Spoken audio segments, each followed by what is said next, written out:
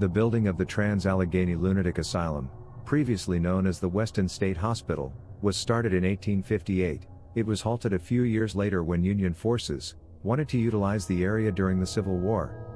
The institution was built in the Kirkbride style, as were many other asylums of the period. The story of Thomas Kirkbride, who was a mentally ill man, and who only wanted to be linked with American psychiatric institutes in a favorable manner. Kirkbride thought that patients should be free to wander the asylum's facilities and grounds. He felt that allowing patients more independence was critical to their recovery, and that they would be cured of their sickness quickly. The hospital could easily accommodate roughly 250 patients in private rooms when it first opened. In 1863, the hospital admitted more patients than it could handle due to a surge in mental health diagnoses. The institution began to struggle to keep up with the number of patients and the treatment they required. When 500 additional individuals were admitted to the already overcrowded facility, the situation quickly deteriorated. The hospital had a total of 2,600 patients at its height in the 1950s. This massive congestion, which resulted in fights and a general air of indifference throughout the hallways, was caused by the fact that the building was only designed to hold 250 people. Patients were forced to sleep on the floor, and in frigid quarters with no heat or furnishings. Mold had covered the windows.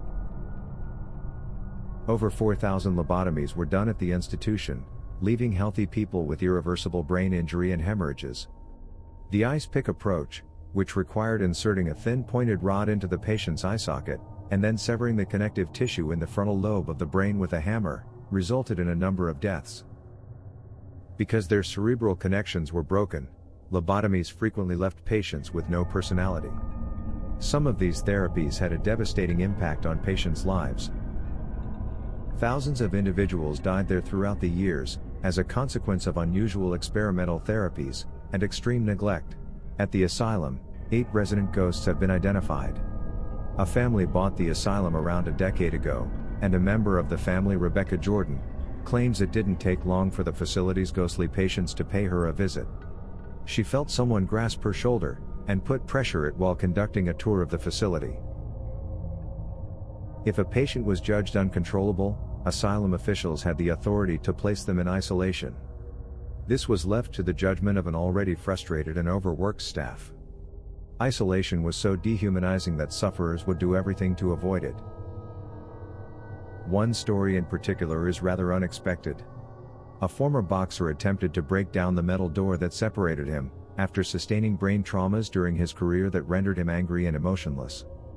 He ripped the door from its hinges, causing noticeable dents in the steel.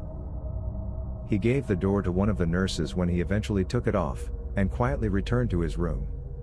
Visitors have reported being pushed or clawed, as well as hearing disembodied voices demanding "Get me out of here," in the rooms used for isolation. The ghost of a small girl named Lily is one of Trans-Allegheny's well-known ghosts. Lily is thought to have been born and died within the asylum's confines. Since then, she's been haunting the building and isn't afraid to make herself known to workers and guests. Frequent reports of Lily and her paranormal activities, such as hand-holding, garment tugging, giggling, and unseen games using a ball. Ward 4's eastern portion serves as a stepping stone between Ward 1 and the earlier Civil War section. The staff has transformed this area into a monument to its resident ghost Lily, paying tribute to her life and legacy. According to legend, Lily was a little girl who spent most of her brief and tragic existence behind the walls of the asylum. Some suspect she was abandoned at the hospital, like an unwanted stray, by parents unwilling or unable to care for her. According to another account, she was born at the hospital shortly after her mother was committed, was taken in and cared for by medical employees until she sadly died of pneumonia at the age of 9. Her spirit lingered within the asylum, the only home she had ever known.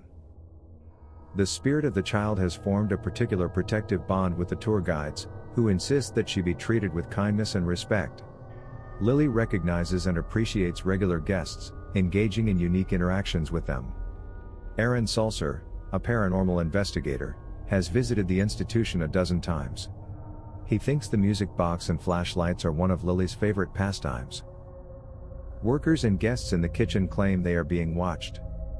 One night a security guard was walking around the building alone. He felt someone watching him near the kitchen. He was terrified. He felt an unusual sensation while in the presence of what is considered negative energy.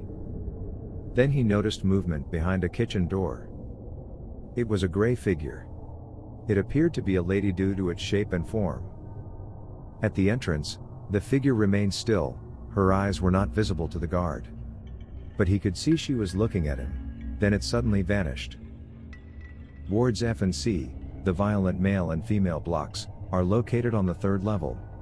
To alleviate the serious overcrowding situation, hospital managers arbitrarily put violent and docile patients together, during Trans-Allegheny's latter years of existence.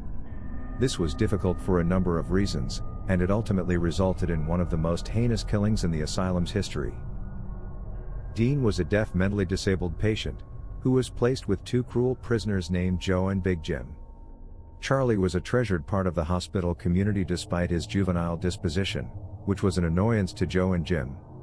Dean was beaten for his annoying conduct one evening, and the 2 offenders attempted to hang him from an overhead pipe using bedsheets.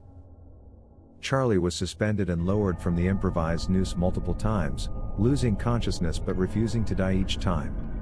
Joe, in a fit of wrath, slammed an iron bed frame on Dean's head and repeatedly jumped up and down, crushing the unconscious man's skull. The room where Dean was brutally killed is said to be haunted by his spirit. Joe and Big Jim, 2 terrible demons, are said to wander these halls, shoving and clawing unsuspecting guests, while disembodied sounds tell guests to get away. The same floor is haunted by a stabbing victim who tugs on the pants of passers-by, as if begging for aid with his last ounce of strength.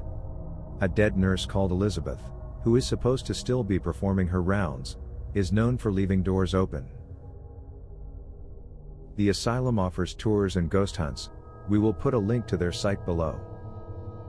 So what do you think of the Trans-Allegheny Lunatic Asylum? Let us know in the comments below. And as always, please like and subscribe.